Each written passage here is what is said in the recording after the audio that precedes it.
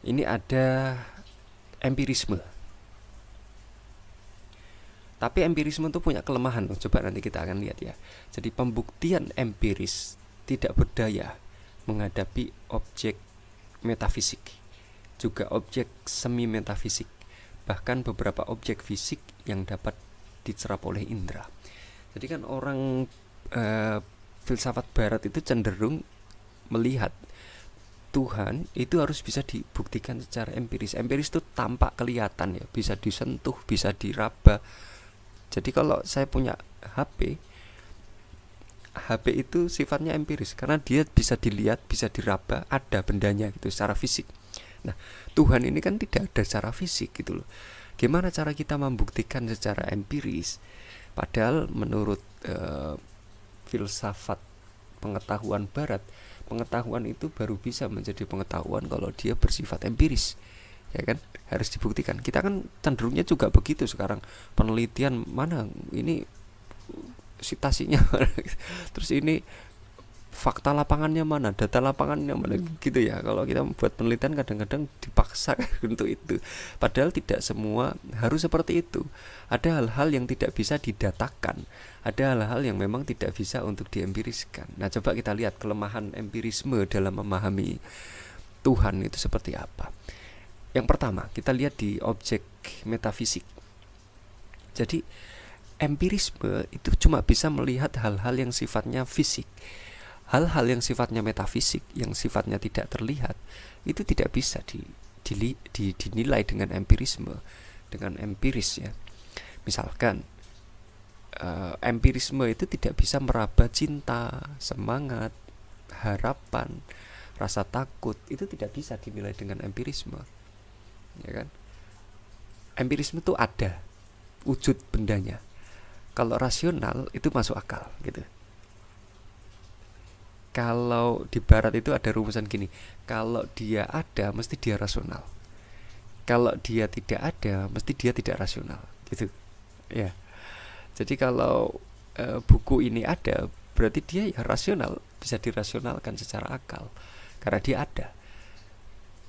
Tapi kalau buku ini tidak ada, dia tidak rasional, tidak bisa dirasionalkan. Nah kan gitu. Tetapi empirisme ini akan langsung drop lemah. Coba kemudian filsafat empirisme ini dipakai untuk memahami rasa cinta. Gimana?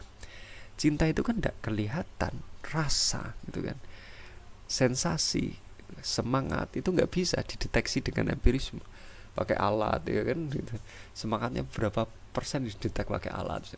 Meskipun sekarang sudah mulai ada usaha untuk ke sana. Misalkan kita lihat di kepolisian itu ada mesin pendeteksi kejujuran, misalnya dari detak jantungnya kan bisa nadi itu.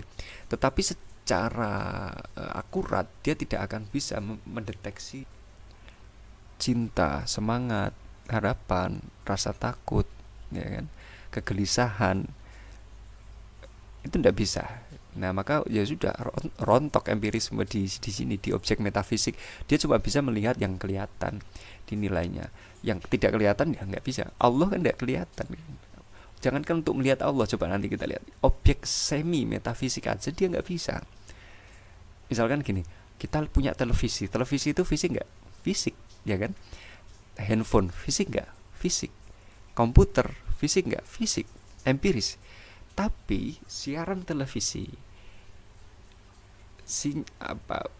suara di dalam handphone, video di dalam handphone misalkan, tayangan di komputer ya, slide di komputer, kemudian orang berbicara di dalam komputer, itu kan ya bendanya bendanya fisik.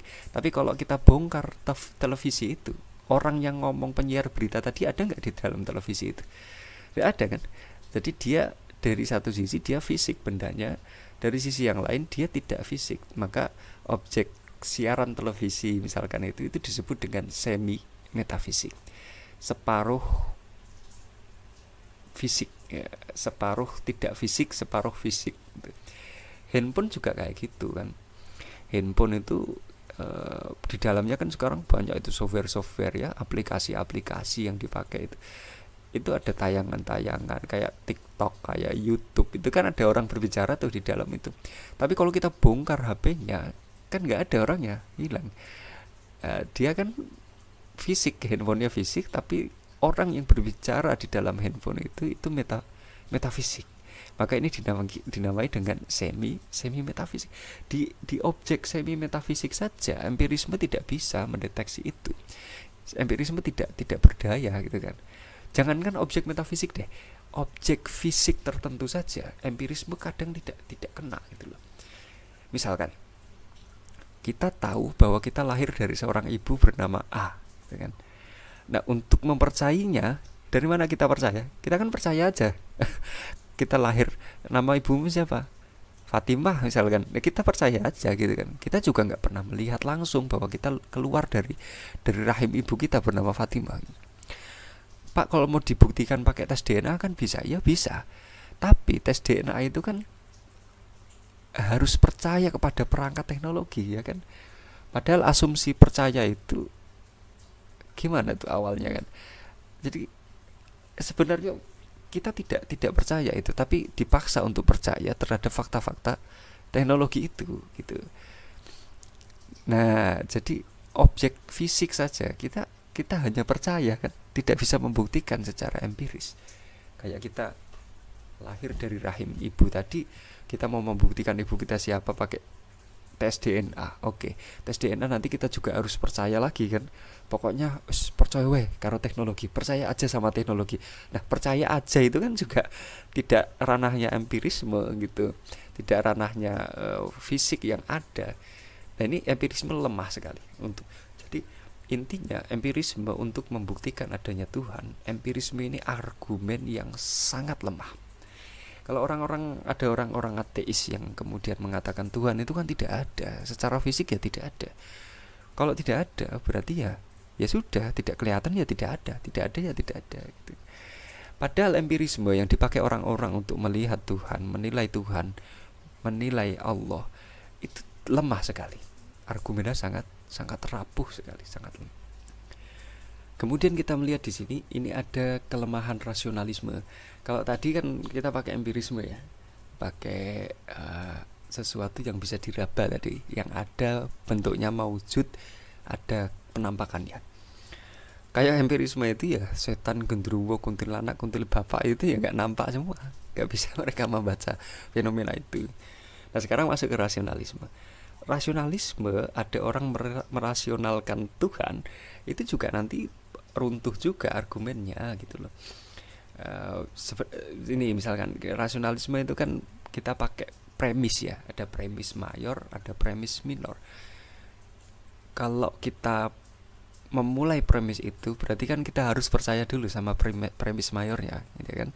Misalkan segala sesuatu ada penciptanya. Ini premis mayor nih. Segala sesuatu ada penciptanya. Ini premis pertama. Aku termasuk sesuatu. Premis kedua. Maka konklusinya, kesimpulannya, aku ada penciptanya, ya kan? Kita ulang lagi. Premis mayornya wajib dipercayai kan. Misalkan kita buat premis ya. Semua ikan hidup di air. Lele adalah ikan. Maka kesimpulannya gimana? Lele hidup di air, ya gitu ya. Jadi ada premis 1, premis 2 dan kesimpulan. Sekarang coba kita lihat di sini. Premis 1, premis mayornya, segala sesuatu ada penciptanya. Oke. Kedua, aku atau manusia termasuk sesuatu. Maka kesimpulannya adalah manusia atau aku ada penciptanya.